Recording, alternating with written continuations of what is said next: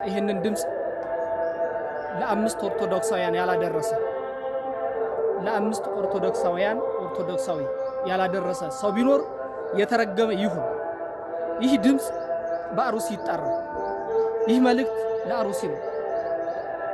አባቶቻችን ዝም ቢሉንም እኛ ግን ዝም አንልም። አንደበተ ርቱዕ አይደለሁም። እኔ ግን የድርሼንና የሚደርስብኝ ነገር ላይ መናገር ስለምፈልግ ነው። ስሜታዊ ሆኜ ነው የምናገረው። ለምን እስካሁን ድረስ ላይ አትግደሉን ብለን ነበር።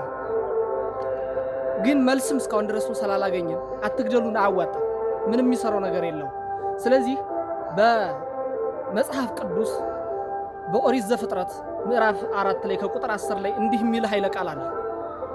አቤል ወንድሙን ቃየልን ከገደለው ቃየል ወንድሙን አቤልን ሲገድለው የእግዚአብሔር ድምጽ የአቤል ደም ወደ እግዚአብሔር ደርሶ ነበር። ይህ ድምጽ እየጮኸ ነበር።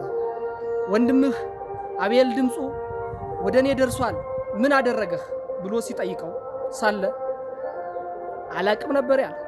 አሁንም አናቅም የሚሉ ናቸው የበዙት። ድምጾቻቸውና ድምጻቸው ግን በአሩሲ ላይ እየጮኸ ነው። ወደ እግዚአብሔር እየጮኸ ነው። ወደ ጸባዖት እየጮኸ ነው። እስካሁን ድረስ ላይ ምንም መልስም አላገኘንም።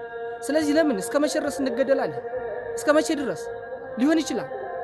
ስለዚህ አሁንም የምናገረው ነገር ላይ በማቴዎስ ወንጌል በምዕራፍ 50 ላይ ከቁጥር 52 ላይ እንዲህ የሚል በማቴዎስ ወንጌል ምዕራፍ 26 ከቁጥር 52 ላይ ሰይፍን የሚያነሱ በሰይፍ ይጠፋሉ ይላል። ስለዚህ በሰይፍ የሚገሉን ከሆነ በሰይፍ የሚቆርጡን ከሆነ እኛ መቁረጥ አለብን። እስከ መቼ ድረስ ዝም እንላለን? እስከ መቼ ድረስ እንታገሳለን? እስከ መቼ ድረስስ እንደዚህ ዝም እንችላለን? ስለዚህ ዝቅ ብለው እግራችን የሚሉ ከሆነ እኛ ከፍ ብለን አንገታቸው ማለት አለብን። ይህ የኦርቶዶክስ አስተምህሮ ባይሆንም ግን እስከ መቼ ድረስ ደማችን ይፈሳል? ምንም መፍትሄና መልስ እስካላገኘን ድረስ መልስና መፍትሄ ከራሳችን ነው መሆን ያለበት።